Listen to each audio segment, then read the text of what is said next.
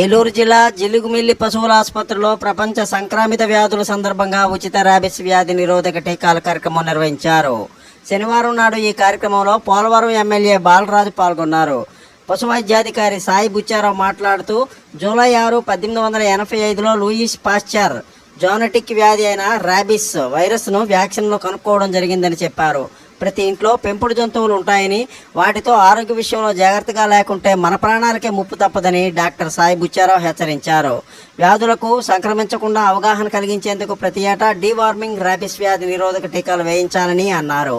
ఈ కార్యక్రమంలో మండల అధ్యక్షుడు పసుపులేటి రాము, జిల్లా కార్యదర్శి గడ్డమనుగు రవికుమార్, సుంకవల్లి సాయి, సర్పంచ్ సిర్రి జగదాంబ, వెటనరీ డాక్టర్లు తదితరులు పాల్గొన్నారు. సత్యనారాయణ, స్ఫూర్తి న్యూస్, జీలుగుమిల్లి. జూనోసిస్ డే అంటే సంక్రమిత వ్యాధుల దినోత్సవం జరుగుతుంది. సో ఈ జూనోసిస్ డే అంటే సంక్రమిత వ్యాధులు అంటే ఏంటి? సంక్రమిత వ్యాధులు అంటే మనుషుల నుంచి పశువులకి, పశువుల నుంచి మనుషులకి సంక్రమించే జబ్బులు కొన్ని కాదు. ఇప్పుడు ప్రజెంట్ ఉన్న సిచ్యువేషన్లో మనకున్న జబ్బుల్లో 60% జబ్బులు సంక్రమిత వ్యాధులు.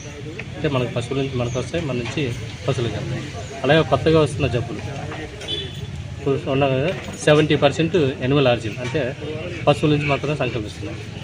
సో ఇట్లాంటి పరిస్థితుల్లో మనం చాలా జాగ్రత్తగా ఉండాలి. ఈ సంక్రమిత వ్యాధుల్ని ఎలా అరికట్టాలి అంటే రెగ్యులర్గా వ్యాక్సినేషను, రెగ్యులర్ డీవార్మింగ్, తర్వాత వాటి ఏదైనా సిక్ యానిమల్స్ని ఐసోలేట్ చేసి దూరంగా ఉంచడం, ఇట్లాంటి కొన్ని పద్ధతులు పాటించడం ద్వారా వాటి నుంచి సంక్రమించే జబ్బుల్ని మనం చేసుకోవచ్చు. ఈ సంక్రమిత వ్యాధుల వల్ల కూడా దేశ ఆర్థిక పరిస్థితి చాలా ఆధారపడి ఉంది. For example COVID-19. So COVID-19 వచ్చినప్పుడు మీరు చూసుకుంటారు దేశ ఆర్థిక పరిస్థితి ఎలా కలుగుతుంది. సో అలాగే మన లైఫ్ స్టైల్ కూడా చేంజ్ అవుతుంది. ఏలూరు జిల్లా జీలుగుమిల్లిలోని ప్రభుత్వ పశు వైద్య కార్యాలయాన్ని పోలవరం ఎమ్మెల్యే బాలరాజు శనివారం నాడు ఆకస్మికంగా పరిశీలించారు. ఆసుపత్రి శిథిలావస్థకు చేరుకున్న సందర్భాన్ని చూసి ఆయన ఆశ్చర్యాన్ని వ్యక్తం చేశారు. వెనువెంటనే సంబంధిత సమగ్ర గిరిజనాభివృద్ధి సంస్థ అధికారులతో పాటు కార్యాలయ సిబ్బందితో మాట్లాడుతూ నూతన భవన నిర్మాణంతో పాటు సంబంధిత చర్యలు చేపట్టాలని ఆయన అధికారులను ఆదేశించారు. సత్యనారాయణ, స్ఫూర్తి న్యూస్, జీలుగుమిల్లి. ఎమ్మెల్యే పోలవరం అండి. నమస్తే అండి.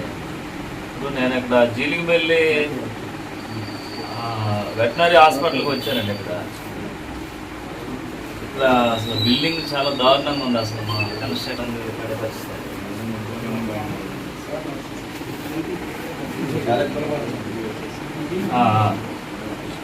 ఇప్పుడు ఐటీడీ ద్వారాగా ఫండ్స్ రేజ్ చేసుకుని పెట్టచ్చు కదా, ఐటీడీ ద్వారా. అది ఒకసారి నేను ప్రపోజల్ పెడతాను, కొద్దిగా దాన్ని స్పీడప్ చేయండి.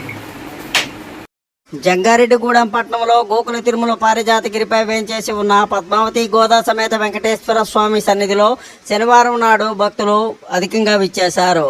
తెల్లవారుజాము నుంచే సుప్రభాత సేవ, ఆరాధన, బాలభోగ నివేదన, తోమాల సేవ, తీర్థప్రసాద గోష్ఠి, నిత్య పూజా కార్యక్రమాలను నిర్వహించారు. అనంతరం అర్చకులు భక్తులకు దర్శన భాగ్యాన్ని కల్పించారు. ప్రత్యేక అలంకరణల నడుమ స్వామివారిని దర్శించుకున్న భక్తులు అష్టోత్తర ప్రత్యేక పూజలను నిర్వహించుకున్నారు. పూజా కార్యక్రమాల అనంతరం భక్తులు తమ ముడుపులను, మొక్కుబళ్లను చెల్లించుకున్నారు. ప్రతి శనివారం దాతల సహాయంతో అన్నదాన కార్యక్రమాలను నిర్వహిస్తున్నామని ఆలయ కార్యనిర్వహణాధికారి ఈ సందర్భంగా తెలిపారు. ఈవో మానికల రాంబాబు మాట్లాడుతూ ఆలయ ప్రధాన అర్చకుడు నల్లూరు రవికుమారాచార్యులు స్వామివారి శేషవస్త్రాలతో అన్నదాతలకు సత్కరించారని ఈ సందర్భంగా తెలిపారు. స్వామి, స్ఫూర్తి న్యూస్, పశ్చిమ గోదావరి.